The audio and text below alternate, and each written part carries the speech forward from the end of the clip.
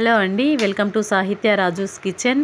ఈరోజు వీడియోలో ఓవెన్ లేకుండా స్పాంజ్ కేక్ని చాలా ఫ్లఫీగా టేస్టీగా ఏ విధంగా ప్రిపేర్ చేసుకోవాలో చూపించబోతున్నాను. ఈ విధంగా ప్రిపేర్ చేసుకున్నటువంటి కేక్ అనేది చాలా స్మూత్గా, చాలా ఫ్లఫీగా, వెరీ టేస్టీగా ఉందండి. ఈ కేక్ని ఇలా కట్ చేయకుండా దీని మీద కొంచెం క్రీమ్ని అప్లై చేసుకొని జెమ్స్ తోటి, అలాగే స్ప్రింకిల్స్ తోటి, ట్రూటీ ఫ్రూటీ, చెర్రీస్ తోటి డెకరేట్ చేసుకున్నామంటే ఈ కేకే మనకి బర్త్డే కేక్ అయిపోతుంది. అలాగే new year, Christmas special cake కూడా అవుతుంది. మరి స్పాంజీ కేక్ని ఫ్లఫీగా ఓవెన్ లేకపోయినా ఇంట్లోనే ఏ విధంగా ప్రిపేర్ చేసుకోవాలో ప్రాసెస్లోనికి వెళ్ళి చూసేద్దాం రండి.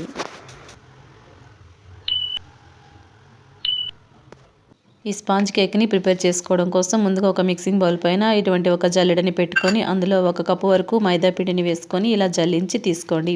ఇప్పుడు ఈ విధంగా జల్లించి తీసుకున్నటువంటి మైదా పిండిలో ఏ కప్పుతోటి మైదా పిండిని తీసుకుంటున్నారో అదే కప్పుతోటి 1.5 కప్పుల వరకు షుగర్ పౌడర్ని యాడ్ చేసుకోండి. అలాగే ఇందులోనే 1/2 స్పూన్ వరకు వంట సోడాని వేసుకోండి. అలాగే 1/2 స్పూన్ బేకింగ్ పౌడర్ని కూడా వేసుకోండి. ఇందులోనే చిటికెడంత ఉప్పును కూడా వేసుకొని వీటన్నిటిని కలిసే విధంగా ఇటువంటి విస్కర్ తోటి ఒకసారి ఇలా మిక్స్ చేసి తీసుకోండి. ఇప్పుడు ఈ విధంగా మిక్స్ చేసి తీసుకున్నటువంటి బౌల్ని పక్కన పెట్టుకోండి. ఇప్పుడు ఒక మిక్సీ జార్ని తీసుకోండి. అందులోనికి 2 కోడిగుడ్లని ఇలా పగలగొట్టి వేసుకోండి. గుడ్లని ఇలా పగలగొట్టి వేసుకునేటప్పుడు పెంకులు అనేవి రాకుండా జాగ్రత్తగా చూసి వేసుకోండి. ఇలా 2 కోడిగుడ్లని మిక్సీ జార్లోనికి పగలగొట్టి వేసుకున్న తర్వాత ఇప్పుడు ఈ కోడిగుడ్లలో మనం ఏ కప్పుతోటి అయితే మైదా పిండిని అలాగే షుగర్ పౌడర్ని తీసుకున్నామో అదే కప్పుతోటి 1/2 కప్పు వరకు నూనెని వేసుకోండి. అలాగే ఇందులోనే 1 స్పూన్ వరకు వెనిలా ఎసెన్స్ని యాడ్ చేసుకోండి. ఇలా వెనిలా ఎసెన్స్ని కూడా వేసుకున్న తర్వాత ఇందులోనే 2 స్పూన్ల వరకు పాలని పోసుకోండి. ఇలా పాలని పోసుకున్న తర్వాత 1 నిమిషం పాటు గ్రైండ్ చేసి తీసుకోండి. ఈ విధంగా గ్రైండ్ చేసి తీసుకున్నటువంటి ఎగ్ లిక్విడ్ని మనం ముందుగా మిక్స్ చేసి పెట్టుకున్నాం కదా మైదా పిండి, ఆ మైదా పిండిలోనికి ఈ ఎగ్ లిక్విడ్ని వేసుకొని విస్కర్ తోటి ఒకే డైరెక్షన్లో 5 to 10 మినిట్స్ పాటు ఇవన్నీ బాగా కలిసే విధంగా మిక్స్ చేసి తీసుకోవాలి. మనం ఈ మిశ్రమాన్ని ఎంత బాగా అయితే మిక్స్ చేసుకుంటామో విస్కర్ తోటి మనకి అంత బాగా కేక్ అనేది ఫ్లఫీగా, స్మూత్గా వస్తుంది.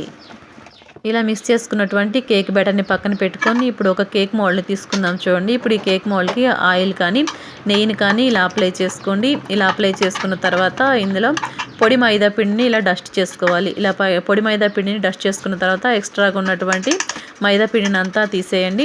ఇప్పుడు ఈ విధంగా తీసేసుకున్న తర్వాత ఇప్పుడు ఈ కేక్ మోల్డ్లో మనం ముందుగా మిక్స్ చేసి పెట్టుకున్నాం కదా మన కేక్ బ్యాటర్ని ఈ మౌల్డ్లోనికి యాడ్ చేసుకోవాలి.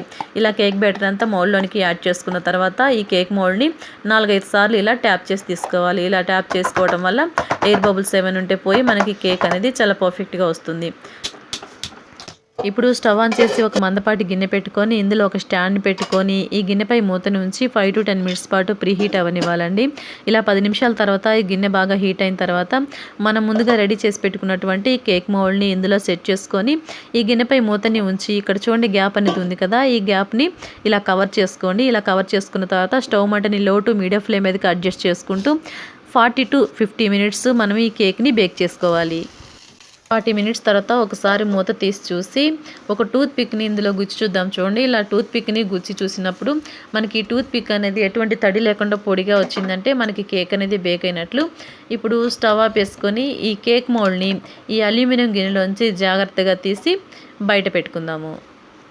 ఇప్పుడు ఈ కేక్ని కొంచెం సేపు చల్లారనిద్దాము. అంతసేపటికి ఈ కేక్ కొంచెం చల్లారిందండి. ఇప్పుడు ఒక నైఫ్ తోటి ఎడ్జెస్ని ఇలా కట్ చేసుకుందాము. ఇలా 4 వైపులా ఎడ్జెస్ని కట్ చేసుకున్న తర్వాత ఇప్పుడు ఈ కేక్ మోల్డ్ పైన ఒక ప్లేట్ని ఇలా ఓలించి రివర్స్లో ఇలా ట్యాప్ చేసామంటే మనకి ఈజీగా కేక్ మోల్డ్ నుంచి కేక్ అనేది రిమూవ్ అవుతుందండి. ఇప్పుడు ఈ కేక్ని మనము ఒకవైపుకి ఇలా టర్న్ చేసుకుందాము.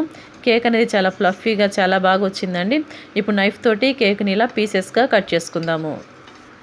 కేక్ అయితే చాలా పర్ఫెక్ట్గా, చాలా ఫ్లఫీగా, స్మూత్గా, స్పంజీగా వచ్చిందండి. మనము బేకర్ నుంచి తెచ్చిన స్పాంజీ కేక్ ఎంతైతే స్మూత్గా, టేస్టీగా ఉంటుందో అంతే టేస్టీగా మనకి ఈ స్పాంజీ కేక్ అనేది వచ్చిందండి. మీరు కూడా తప్పకుండా ఇదే ఇంగ్రీడియంట్స్ తోటి, ఇవే కొలతలతో ట్రై చేయండి.